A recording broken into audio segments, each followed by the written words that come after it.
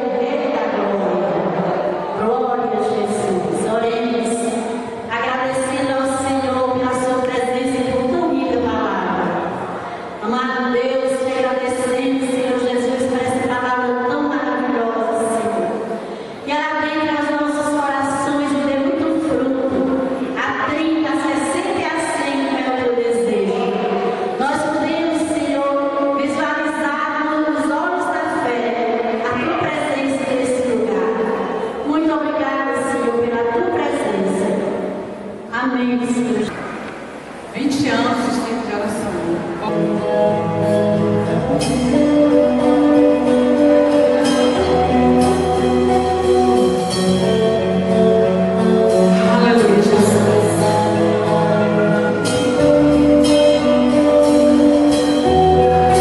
Eu navegarei no oceano do Espírito e ali adorarei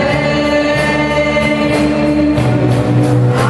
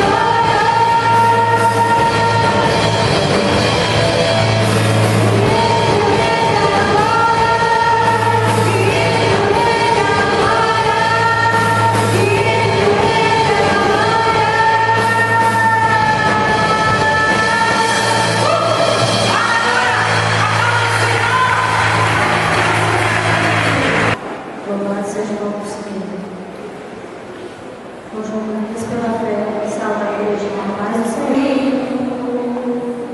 Com a Bíblia em sua mão, caminhando passo firme rumo à igreja. Elas são as heroínas, cheias de fé e ação. Vai aqui minha homenagem, mulher de oração.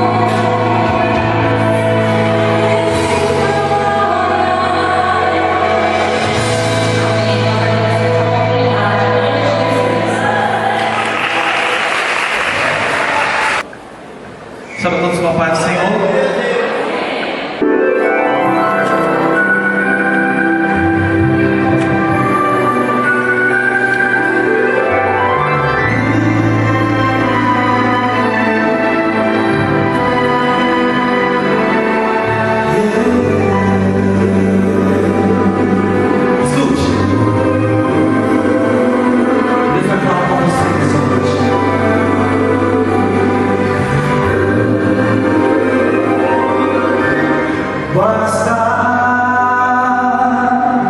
O tempo de sofrer já terminou.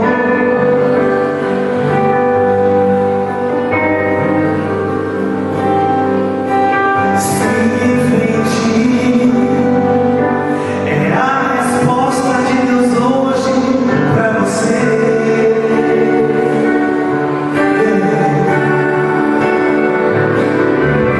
Você tem que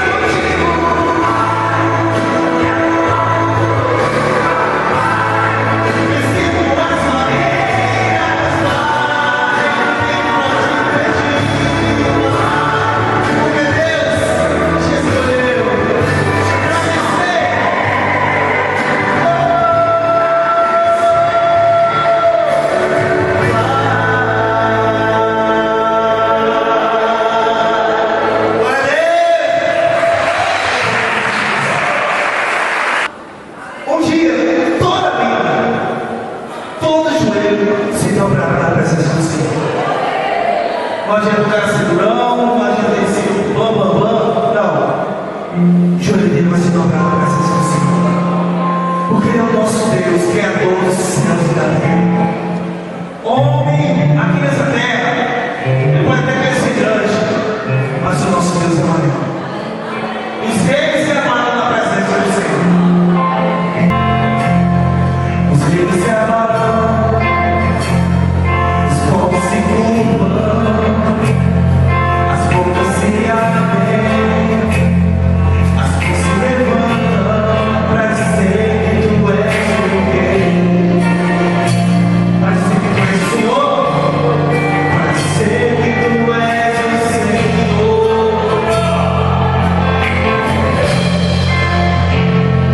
Os reis se amaram, os povos se curvam, as mãos se abrem, as bocas se abrem, as mãos se levantam para dizer que tu és o rei,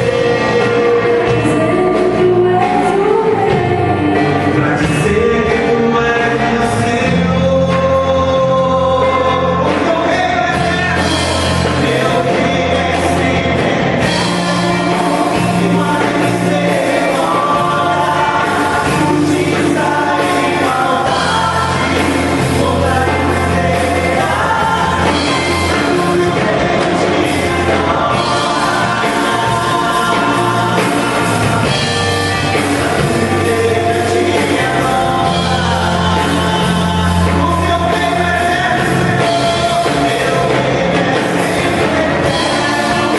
e mais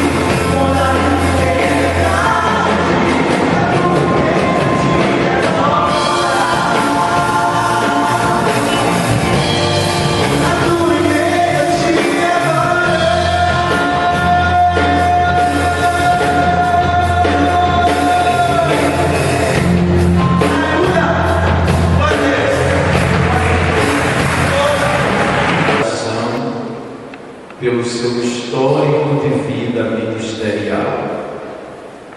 O pastor Wilson, ele foi o primeiro obreiro que nós encaminhamos para a obra de Deus, para o ministério, ainda muito novo. E eu quero aproveitar aqui para dizer para essa igreja que os irmãos devem cada dia louvar a Deus pelo pastor que Deus lhe concedeu, porque nós estamos vivendo num período tão difícil, gente. Nós estamos vivendo numa época tão complicada, de pessoas sem vida, sem testemunho de vida, que de repente a gente encontra por aí e diz: não, eu agora sou pastor, que não tem vida conjugal, que não tem vida familiar, que não tem, assim, um exemplo de caráter.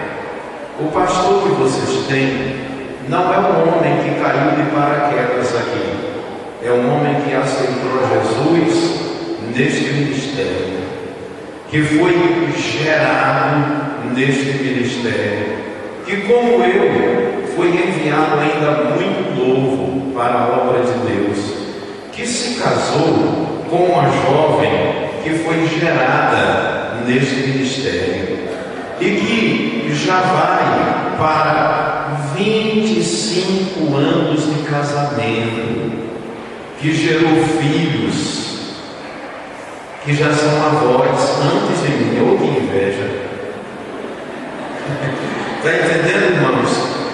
Um homem de Deus, um homem que ama a obra do Senhor, que tem realmente colocado o coração sobre as ovelhas, que chora pelas ovelhas, que se preocupa com as ovelhas. Às vezes a gente não consegue demonstrar isso a toda hora, a todo momento, mas você pode ter certeza que o seu pastor se preocupa com você, que o seu pastor lhe ama, que o seu pastor chora por você, e quando ele lhe corrige, é pensando no seu bem, porque a Bíblia diz: eu repreendo e castigo e disciplino a todos quando amo. Ser, pois, zeloso e arrepende-te. Então, nessa minha primeira fala, eu quero aproveitar o ensejo para dizer uma coisa. Aproveitar que eu raramente venho aqui devido à correria do dia a dia. Nunca se junte com pessoas que falam mal do seu pastor, que falam mal da sua liderança. Sabe por quê? Porque mesmo sem você querer, você fica debaixo de maldição. Junte-se àqueles que oram pelo seu pastor, que estão ao lado do pastor, que intercedem pelo pastor, porque isso nos fortalece e sustenta as nossas mãos espirituais. E aí a bênção de Deus se manifesta de uma forma especial. Irmãos, e eu tenho autoridade para falar isso, sabe por quê? Porque eu sempre estive ao lado do meu pastor, em todas as ocasiões, mesmo em muitas vezes, quando eu não compreendia as atitudes deles, eu ficava ao lado dele, e eu confesso para vocês que eu ainda colho frutos dessa atitude que eu tive ainda na minha infância. Eu colho frutos de bênção até hoje. Então, aqui é uma questão de enfermidade. Eu vou, inclusive, tentar pregar de uma forma mascada. Tem uma coceira muito forte na garganta, e de lá para cá eu estou com dificuldade de falar mesmo, e tendo até um pouco de febre. Hoje eu liguei para o pastor Wilson e até considerei com ele a possibilidade do meu filho Israel pregar. Eu louvo a Deus porque estou aqui nesta noite participando desse trabalho maravilhoso com vocês. E uma outra razão que eu não poderia deixar de estar aqui, mesmo com esses obstáculos, é porque o pastor Wilson tinha me convidado, na verdade, para estar aqui no aniversário da igreja, não é isso? Aliás, ministério de 26 anos de ministério dele.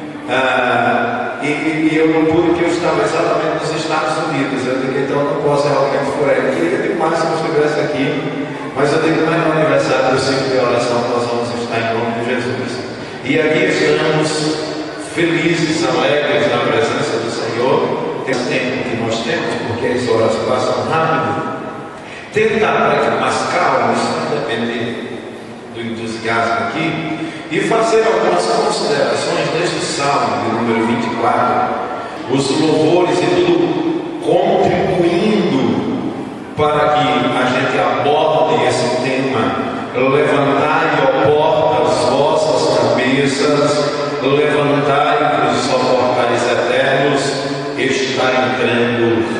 da Glória. Então é baseado nesse texto da Palavra de Deus que nós queremos descer algumas considerações nesta noite. Quero te convidar para a gente orar. Vamos ficar de pé, segure na mão da pessoa que está ao seu lado agora. E antes de você orar, eu quero que você, com a mão, segurando a mão do seu irmão, levante para o céu e diga assim comigo bem forte: levantai, ó porta, as vossas cabeças. Levantai-vos, ó portais eternos, para que entre o Rei da Glória. Senhor, nós abrimos o nosso coração nesta noite, para que tu venhas e entres e tome conta de todos os recônditos do nosso ser. Oh, recalabachurianda, lamanaralabachaia, canta lamanaralabachurianda, néria, andeclamanarraçuria, néria, labaia, que o Senhor venha inundar a nossa vida com a tua santa, doce e maravilhosa presença, e que sejamos dominados pelo poder do Rei da Glória, pela majestade do Rei da Glória, pela unção do Rei da Glória, que sejamos revestidos e impactados por esse Rei eterno que venceu no Calvário, que vive e está vivo para todo sempre, que tem em suas mãos a chave da morte e do inferno. A Ele a glória, a Ele a honra, a Ele o poder, a Ele o domínio para todos sempre. Em nome de Jesus. Amém. Podeis assentar, queridos irmãos. Meus amados e queridos irmãos, este salmo que contém o tema deste aniversário, desta festa, ele faz parte de uma das subdivisões do Antigo Testamento que didaticamente é chamado de livros poéticos, porque foram escritos em formas de poesia. Mas a gente, ao estudar a palavra de Deus, a gente vai perceber que este também é um livro profético. Toda a palavra de Deus é profética. Ele é um livro profético exatamente porque aqui ele vai falar sobre a entronização de Jesus como Rei dos Reis e Senhor dos Senhores. Aqui o salmista, quando ele começa a louvar ao Senhor, ele tem uma visão profética do momento em que Jesus foi assunto aos céus e recebido na majestade divina, coroado com todo o resplendor e com toda a sua glória. Então aqui ele vai relatar o que aconteceu quando Jesus foi recebido nas alturas. Mas para que a gente compreenda exatamente o fundo histórico, o contexto, as razões e os porquês que levaram o salmista a proferir estas palavras, nós precisamos dar um passeio na Bíblia Sagrada e compreender um pouco o desenrolado plano de redenção de Deus em relação à humanidade. Pois bem, a Bíblia Sagrada vai nos dizer que por um só homem entrou o pecado no mundo, e o pecado trouxe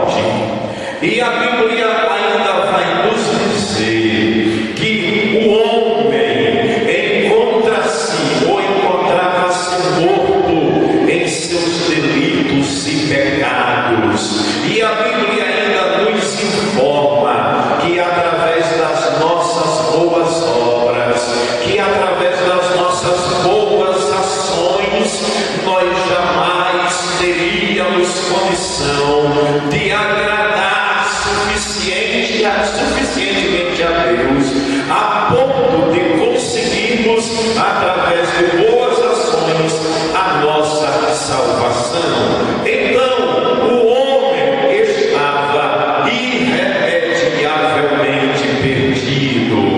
Então, através de Adão, do primeiro casal, toda a raça humana foi contaminada.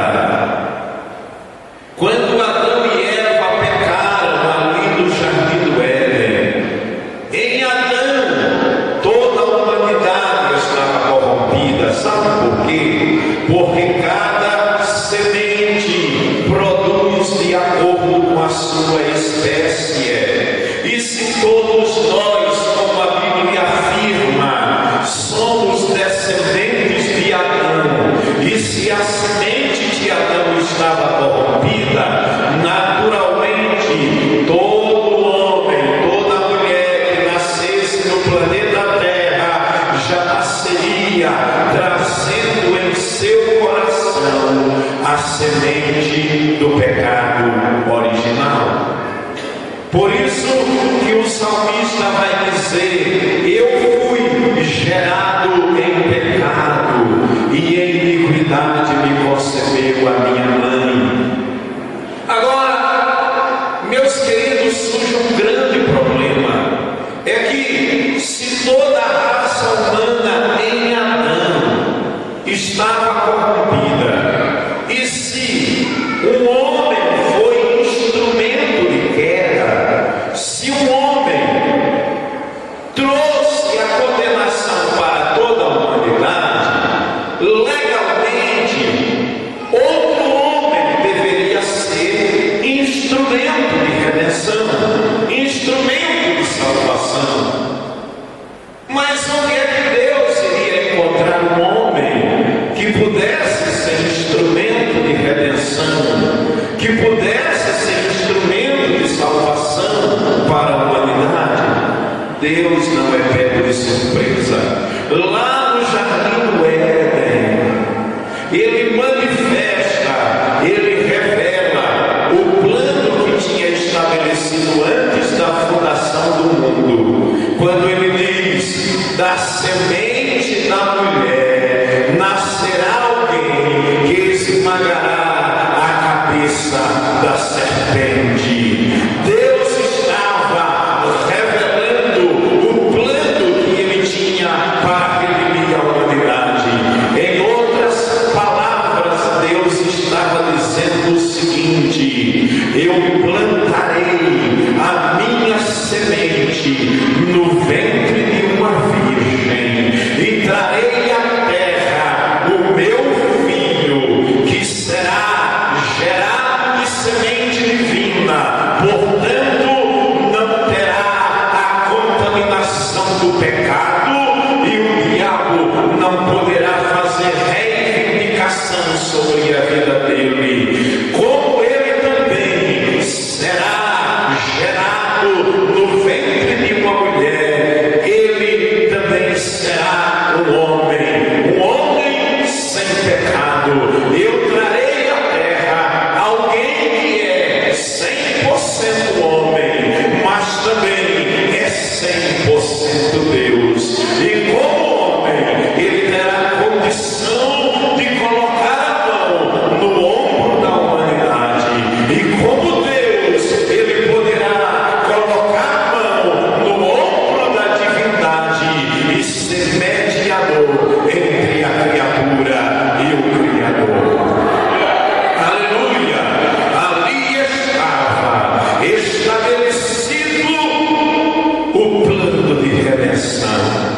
E a Bíblia diz em Gálatas capítulo 4 e versículo 4 que, vindo a plenitude dos tempos, Deus enviou seu Filho, nascido de mulher, nascido sob a lei, para redimir aqueles que estavam debaixo da lei. O que é que Paulo está dizendo? dizendo com isso?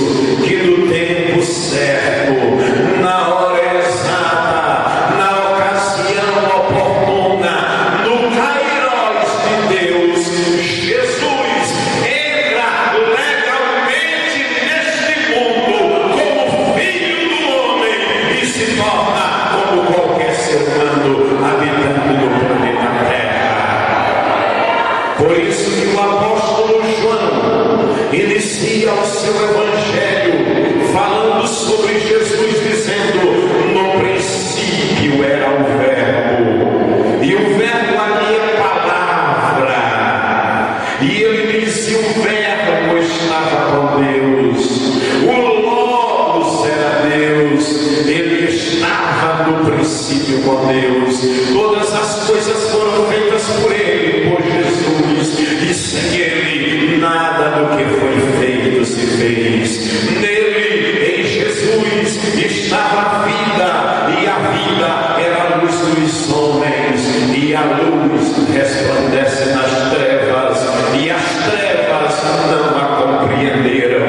Houve um homem enviado de Deus, diz a Bíblia, cujo nome era João. Este veio para que testificasse da luz. Não era ele a luz, mas veio para que testificasse da luz. Ali estava Jesus, a verdadeira luz que ilumina todo homem que vem ao mundo. Estava no mundo, e o mundo foi feito por ele, e o mundo não o conheceu. Ele, Jesus, veio para o que era seu, para os judeus, mas os judeus não o receberam, não o conheceram, mas a todos quanto receberam, judeus, gentios, gregos e toda a humanidade, todos aqueles que o reconhecem, deu-lhes o poder de serem feitos filhos de Deus aos que creem no seu nome. Filhos não gerados pela vontade da carne humana, não oriundo de sangue que corre em nossas veias, mas gerado pela vontade de Deus. Aí o versículo 14 diz: o verbo, o Logos, a palavra viva, Jesus, se fez carne, se fez homem e habitou entre nós. E vimos a sua glória como a glória do unigênito do Pai, cheio de graça e de verdade. Como foi que isso aconteceu?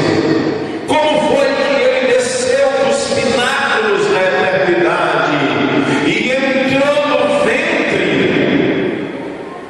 de uma virgem para viver no planeta Terra?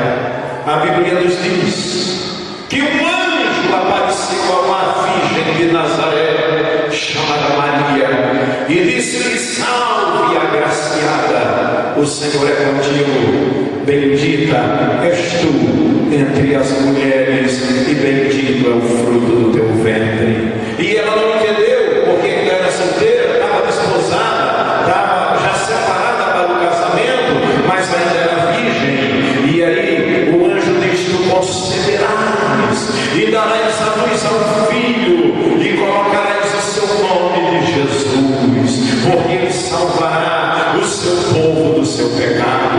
A virgem pergunta: como é que isso é possível, tendo em vista que eu não conheço homem algum? E o anjo lhe dá uma resposta que exige fé e abnegação, dizendo-lhe: descerá sobre ti o Espírito Santo, e a semente divina será plantada em teu útero, porque o santo que de ti nascerá será chamado Filho do Altíssimo.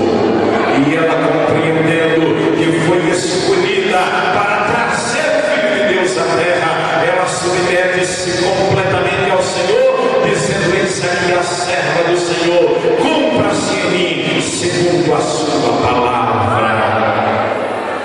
O Espírito de vida fertiliza o ventre de Maria, e Jesus entra legalmente neste mundo como Filho do Homem.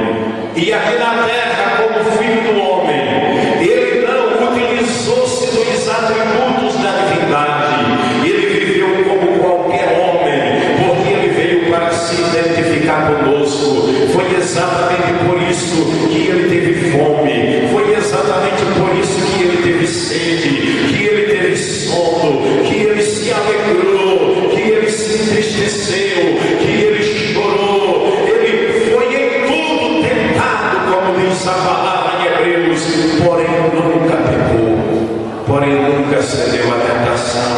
E ele viveu dentro dos limites da humanidade, exatamente para se solidarizar conosco, para ter empatia por nós, para sentir a nossa dor, para vivenciar os nossos problemas, para ouvir os nossos gemidos, para gemer conosco, para chorar conosco, para estar conosco quando todos nos abandonam, para colocar as suas mãos sobre nós, quando parece que o mundo vai desabar sobre a nossa cabeça. Ele conseguia olhar para a humanidade com um olhar de ternura, com um olhar de amor, com um olhar de misericórdia, aos desiludidos, aos desamparados, aos aflitos, aos cansados, aos descansados, aos cegos, aos mancos, aos coxos, aos lunáticos, aos curiosos. Ele dizia: todos vós que estáis cansados e sobrecarregados, e eu vos aliviarei. Tomai sobre vós o meu jugo e aprendei de mim, que sou manso e humilde de coração, e achareis descanso para as vossas almas.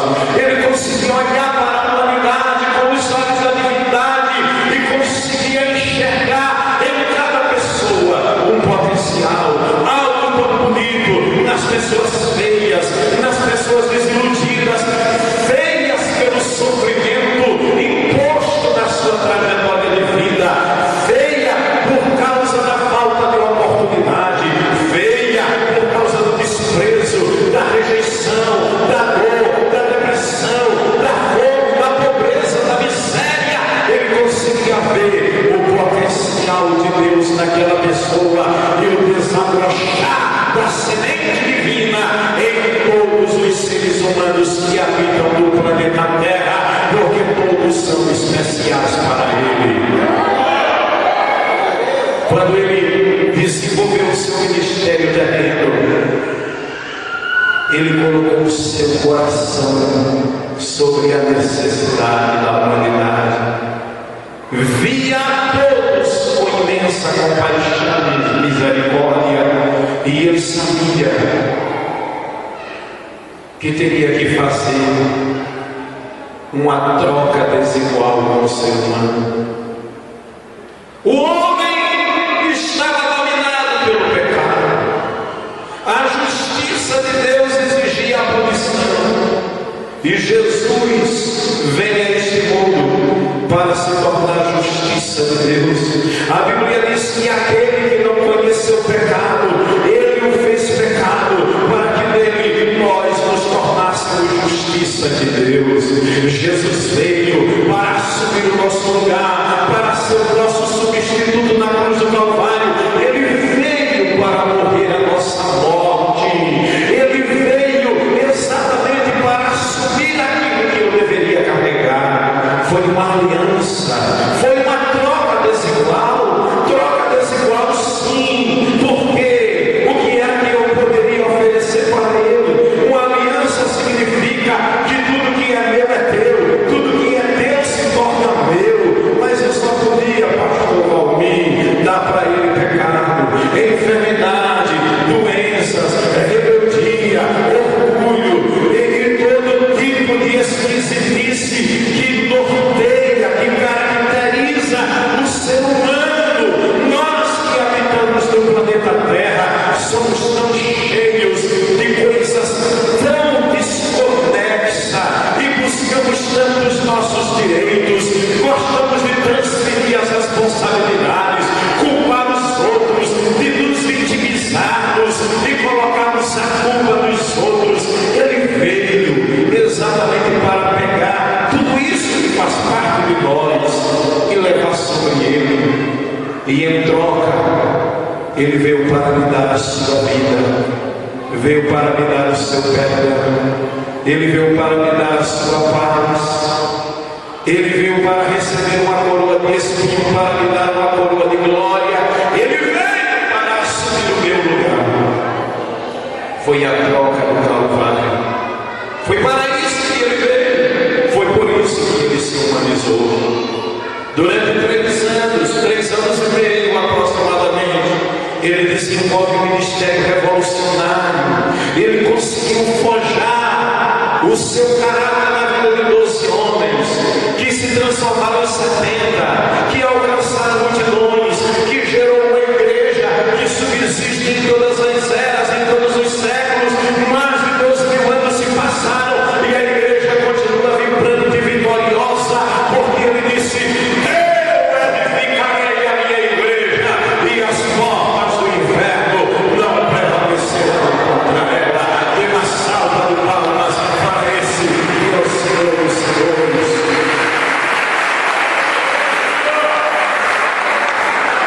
Glória ao seu nome para sempre. Mas ele precisava passar pela cruz. Ele precisava sofrer e beber aquele cálice amargo. E quando estava se aproximando os momentos dele ser entregue nas mãos dos homens, ele foi para um local chamado Jardim do Getsemane. O Jardim do Getsemane é um local extraordinário. Eu tive o privilégio de orar nesse lugar, de ter algumas experiências gostosas naquele local onde Jesus derramou a sua alma. E ali no Getsemane, ele teve uma visão de toda a via dolorosa que teria que atravessar. E lá, domingo passado, quando eu preguei sobre oração, um dos pontos é que eu coloquei que ali no Jardim do Getsemane, Jesus manifestou toda a sua humanidade, mais do que em qualquer outra ocasião. Ali a humanidade de Jesus aflorou, porque muita gente diz que Jesus não teve medo de enfrentar a morte. Ele, enquanto Deus, não tinha medo de nada, mas como homem ele teve que sentir o medo para se identificar conosco. Sim, naquele momento ele diz: Pai, se é possível, passa de mim este cálice sem que eu beba. Que cálice era aquele? O cálice do sofrimento, o cálice da dor, o cálice cheio de fel.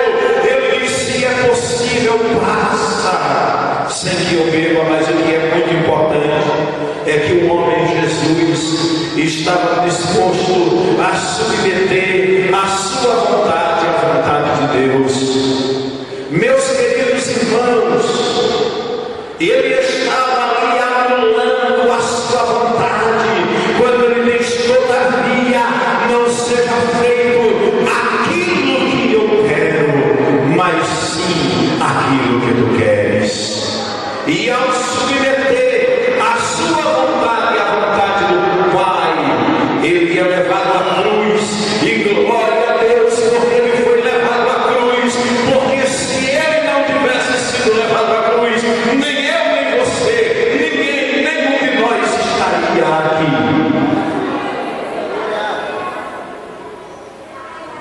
Ele foi entregue nas mãos dos homens.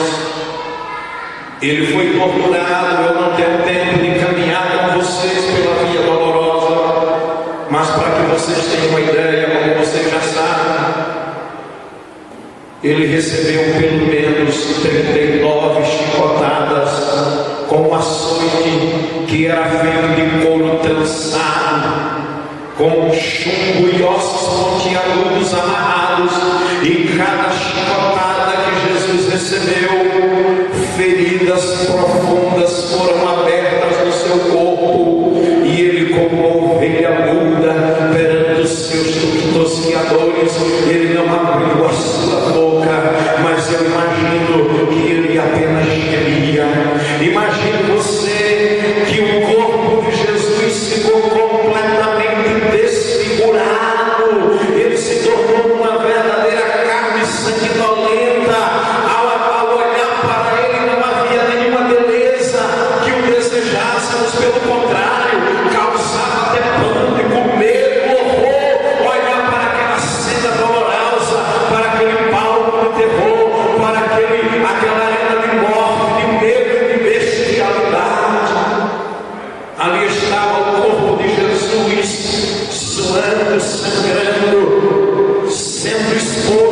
aberto, rasgado, feridas profundas que alcançava as partes mais profundas do ser. E depois colocaram uma coroa de espinho na sua cabeça. Os historiadores afirmam que a cabeça de Jesus inchou a ponto de dobrar de tamanho, atingiu o dobro do seu tamanho normal. Agora imagine um corpo desfigurado, uma cabeça inchada e ainda recebendo pauladas, recebendo cuspe no seu rosto, e ainda com seus ombros, seu corpo ferido, ele tem que carregar aquela cruz até o Gólgota. E ele levou com a ajuda de Simão, o Sirineu, e ao chegar ali no Calvário, ele é pendurado entre o céu e a terra, é coroado de vergonha, de opróbrio, de dor, está ali morrendo entre dois malfeitores. Tudo isso por amor a mim, tudo isso por amor a você.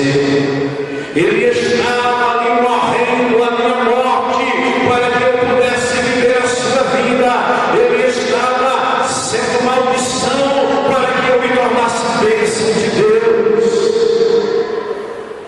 Ele tinha se tornado filho do homem para que eu me tornasse filho de Deus. E depois de muito sofrimento, a morte de cruz era a morte mais terrível que inventaram. Olha, havia muito tipo de morte naquele tempo. Havia morte por apedrejamento, havia morte por afogamento, havia morte por estrangulamento, havia morte por esquartejamento. Mas os romanos entenderam que essa era uma morte muito rápida. Inventaram a morte por crucificação, que era uma morte lenta e dolorosa. Tinha gente que ficava até de 7 a 9 dias pendurado numa cruz, no sol causticante, no frio congelante, sofrendo, sentindo dores lacerantes para depois morrer. Mas Jesus conseguiu morrer no mesmo dia e não quebrou-se nem o osso dele. E aí ele dá o último brado e disse: Pai, tudo está consumado, a obra acabou. Jesus está morto. E aí, meus queridos, tiram Jesus da sepultura, fazem todo aquele processo, aquele ritual que era natural no Oriente para o sepultamento, preparam o corpo de Jesus e ele é colocado no sepulcro. E ali no sepulcro, Jesus passa 3 dias. Meus queridos irmãos, o primeiro dia se passou sem que nada acontecesse. Segundo também. Mas no despontar da manhã do primeiro dia da semana, a Bíblia nos diz que o Espírito de vida se manifesta naquele túmulo e Jesus se levanta dos portais da morte para nunca mais morrer. Agora vejamos algumas coisas interessantes na ressurreição de Jesus. A Bíblia nos diz que Maria Madalena, aquela mulher que era muito grata ao Senhor, porque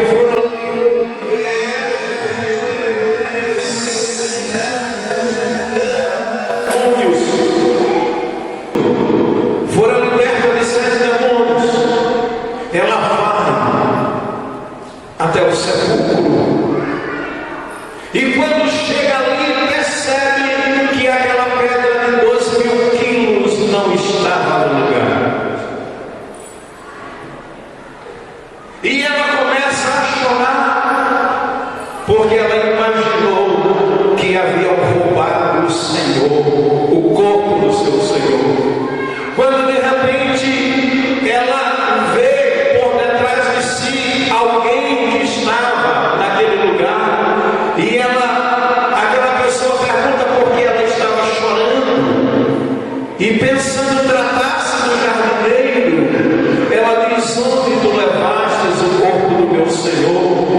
E naquela hora, aquela pessoa chama pelo nome Maria, e ela reconhece naquela voz a pessoa maravilhosa do seu Senhor, e ela lança-se aos seus pés e diz: Rabboni, que quer dizer no hebraico, mestre, meu bom mestre. E Jesus diz: não me detenhas, mas vai e dize aos meus discípulos que eu ressuscitei. Aleluia! Por que é que Jesus disse: não me detenhas, mas aí diga aos meus discípulos que eu ressuscitei? Porque Jesus precisava ainda fazer alguma coisa.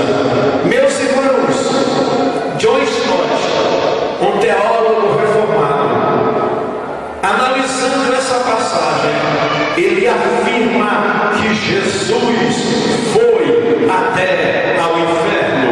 Pedro vai nos dizer que ele pregou aos espíritos em prisões. E existem muitas conjecturas sobre quem seriam esses espíritos em prisões, mas a corrente predominante é aquela que mostra que Jesus, na verdade, foi declarar a esses espíritos em prisões a sua vitória. Agora imagine comigo, se essa corrente teológica está correta, eu fico imaginando que o inferno inteiro estava em festa, porque Jesus tinha sido morto. Aquela ameaça que andava curando enfermos e anunciando o reino de Deus estava morto e sepultado. Estava agora Satanás sentado no seu trono, os seus asseclas comemorando, quando de repente os alicerces da região de morte começam a ser abalados. Aleluia! Porque se ouvia passos poderosos que iam entrando naquele lugar, e de repente um clarão de glória vai tomando conta daquela região de escuridão, e o diabo brada e diz: que luz é esta? Isso aqui não é lugar de luz, isso aqui é lugar de trevas. E aí, meus queridos irmãos, para desespero do diabo, ele ouve uma voz poderosa como de muitas águas que brada e diz: que invade o teu território é Jesus de Nazaré, o leão da tribo de Judá, a resplandecente estrela da manhã, a raiz e a geração de Davi. A morte não conseguiu me deter, o inferno todo estremece, o diabo cai da sua cadeira, porque a Bíblia diz que Jesus expôs publicamente Satanás, fazendo dele um espetáculo e vergonha pública. Aproxima-se dele, toma das suas mãos a chave da morte do inferno e diz: o poder é meu, a glória me pertence. Por isso que ele diz para João na ilha de Patmos: não temas, porque eu sou o primeiro e o último, o que é vivo e estive morto, mas eis que estou vivo para todo sempre, e tenho em minhas mãos a chave da morte do inferno. Aleluia!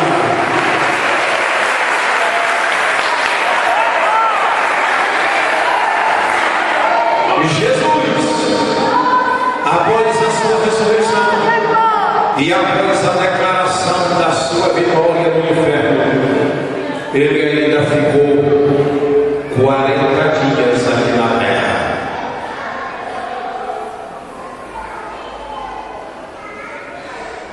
Terminando esse período, ele reúne os seus discípulos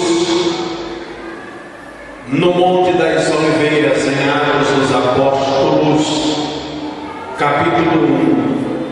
E ele começa a dar as últimas instruções aos seus discípulos, dizendo que eles deveriam receber receber o poder do Espírito Santo que viria sobre eles, e eles seriam testemunhas, tanto em Jerusalém, como em toda a Judéia, Samaria e até os confins da terra. Agora, eu prometo a vocês que não vou tomar muito tempo. Eu estou reduzindo muito a mensagem, porque sei que é hora que se avança, mas eu quero que você vá comigo lá em Jerusalém, naturalmente. Imagina lá o Monte das Oliveiras, imagina que você estava naquele meio, que Paulo vai nos dizer que tinha mais de 500 pessoas que viram esta cena. Você está ali no Monte das Oliveiras, e alguém pergunta assim: em que tempo tu restaurarás o reino de Israel?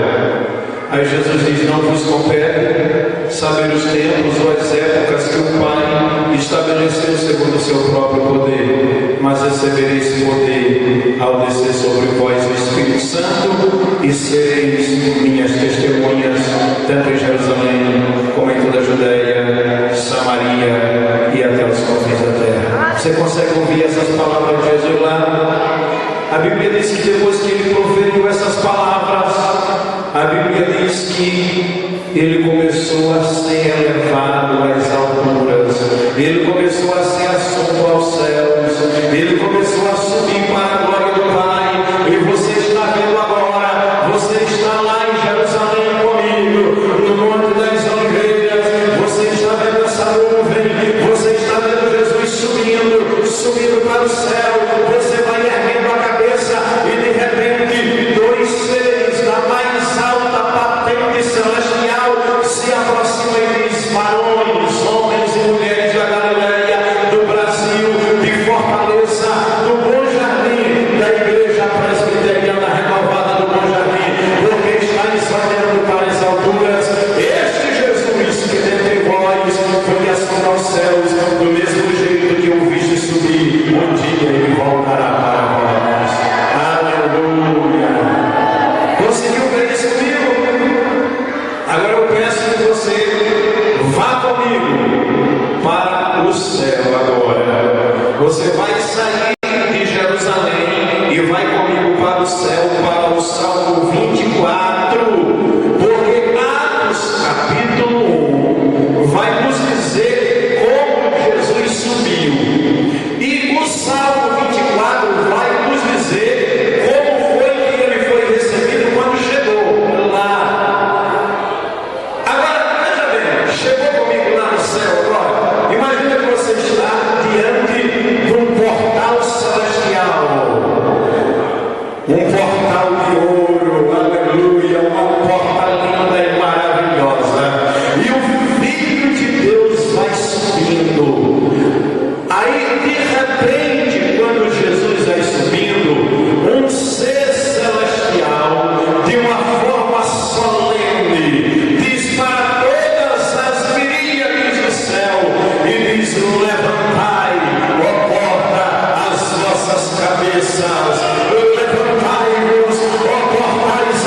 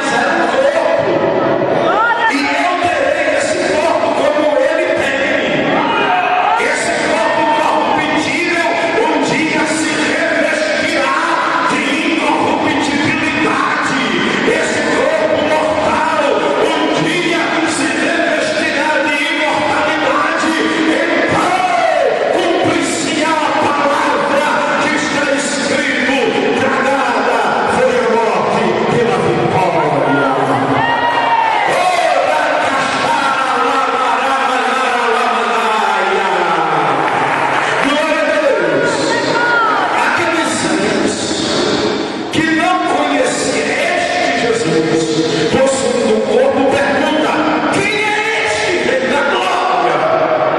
E aí, aquele que estava recebendo, gritando e bradando, dizendo, ele responde: o Senhor dos Exércitos, Ele é o Rei da Glória. Os portais celestiais são abertos e Jesus vai entrando na glória celeste, aproxima-se diante do trono da majestade divina e mostra diante do Pai o sangue da nova aliança. O Pai olha para o sangue, reconhece o sacrifício e diz: tu és o meu filho, eu hoje te gerei. Aleluia. Por que Deus estava dizendo: tu és o meu filho, eu hoje te gerei? Quando é que Jesus foi gerado? Se ele é o unigênito do Pai, se ele é o Filho que subsiste por toda a eternidade. Sabe por quê? Porque na verdade, como Filho unigênito, ele é eterno. Ele desce do céu como Filho unigênito, mas quando ele morre e ressuscita, ele se torna o Filho primogênito. Primogênito vem de primeiro. Se tem primeiro, tem segundo, tem terceiro, tem quarto, tem toda uma multidão. E a Bíblia diz que com o sangue dele, ele comprou para Deus Pai povos de todas as tribos, raças e nações. Hoje eu sou filho de Deus e Jesus é meu irmão mais velho. Tu és o meu filho, eu hoje te gerei. Aí os anjos perguntam: agora o que a gente faz? Aí Hebreus vai responder, falando sobre a superioridade de Cristo. Hebreus responde que Deus Pai diz: anjos, prostrai-vos e adorai-o. Aí vai se cumprir nessa hora, meus irmãos, aquilo que está em Filipenses capítulo 2, versículos 10, 9, 10 e 11, que diz que Deus o exaltou soberanamente e lhe deu um nome que está acima de todo nome, para que ao nome de Jesus se dobre todo o joelho dos que estão nos céus, os anjos, que estão na terra, os homens, e debaixo da terra, mortos e demônios, e toda língua confesse que Jesus Cristo é o Senhor, para a glória de Deus Pai.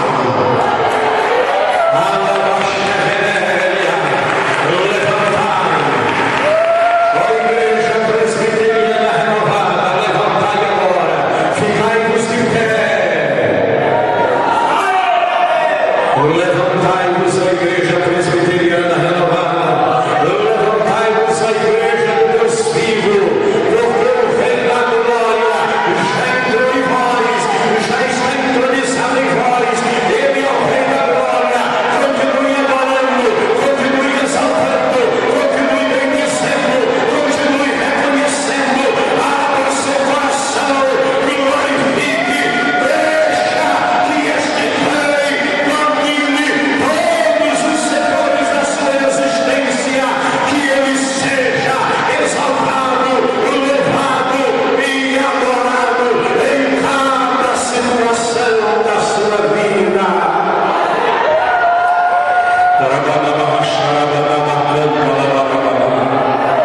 Exalta o teu Deus, aleluia.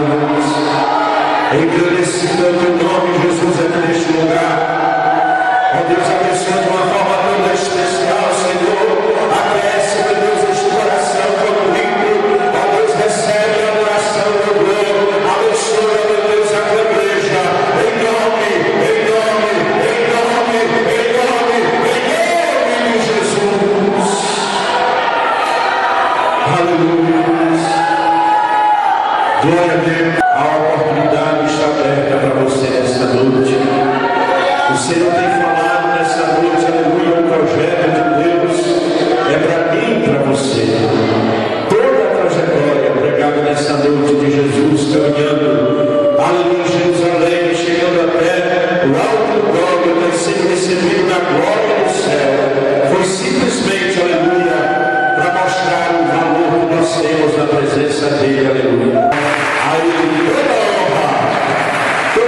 glória e todo louvor. Irmãos, eu quero agradecer a Deus, em primeiro lugar, por tudo aquilo que está sendo feito aqui nessa noite. Louvo a Deus pela vida desse departamento tão abençoado, pelo departamento de senhoras, como os demais também. Principalmente as irmãs que estão aí orando, né, irmãos? Como já falou aqui bem o pastor José Gomes, nós nos sentimos sustentados pelo poder da oração. Nós somos gratos a Deus. Louvo a Deus, irmãos, pela vida do meu pastor querido, né? Da sua esposa, a irmã Alessi, seu filho Israel está aqui, mas ainda tem o Samuel e a Priscila. Esta família, né, irmãos? Eu agradeço aí pelas palavras que foram ditas aqui e reconhecemos a grandeza de Deus na nossa vida e a importância, irmãos, né, que este homem tem na nossa vida. E como disse aqui o pastor Tom, e eu agora vou dizer em relação a ele, né? Quando eu crescer, quero ser igual a ele, né? Porque aceitei Jesus com 19 anos de idade, e até hoje, né, irmãos? Quando ele prega, eu fico assim, né? Maravilhado, né? Recebendo aí e vendo o que Deus tem feito. E me espelhando, né, irmãos? No ministério do nosso pastor. Então, só tenho a agradecer e pedir a Deus que nos concede, né, irmãos? Sempre olhando para o alvo, que é o Senhor Jesus Cristo. Amém? Cada um de nós, cada uma das irmãs, né, que nunca esqueçamos de olhar para Jesus. A luta vem, ela vai, o problema vem, o Senhor resolve, cuida de nós, mas o nosso alvo é o céu. Foi mostrado aqui nessa noite como Jesus foi recebido lá no céu, mas um dia também a igreja vai ser recebida lá na glória. Amém? Então que a nossa vida, que o nosso propósito seja em agradar aquele que nos chamou, porque um dia nós estaremos lá na glória e seremos recebidos por Ele na glória celestial. Quem tem essa esperança, aplauda ao Senhor Jesus Cristo. Glória a Deus. Agradeço a Deus pela vida do pastor Valmir, né, irmãos? Irmão Zé também já é um filho nosso aqui na fé, também já é pastor da nossa congregação e da Igreja de Lisboa, né? Todos... Glória a Deus. A nossa querida presidente de senhoras, a irmã Maria de Jesus, né, irmãos? A vice-presidente da Irmação e da Organização, essas mulheres guerreiras que estão aqui com os demais, a minha amada querida esposa, né, irmãos? Irmã Antônia, glória a Deus, que é a nossa companheira de batalha, de guerra, de oração também, né? Aleluia. Então, que Deus nos abençoe agora sempre. Vamos ficar de pé e vamos orar ao Senhor Jesus Cristo, amém? E eu quero convidar nessa noite, irmãos, para fazer a oração aqui final do pastor Valmir. Depois o pastor José Gomes está liberando aqui a bênção apostólica. Glória a Deus. Bem, igreja, levante o seu mão e vamos agradecer a Deus por essa palavra maravilhosa. Amém?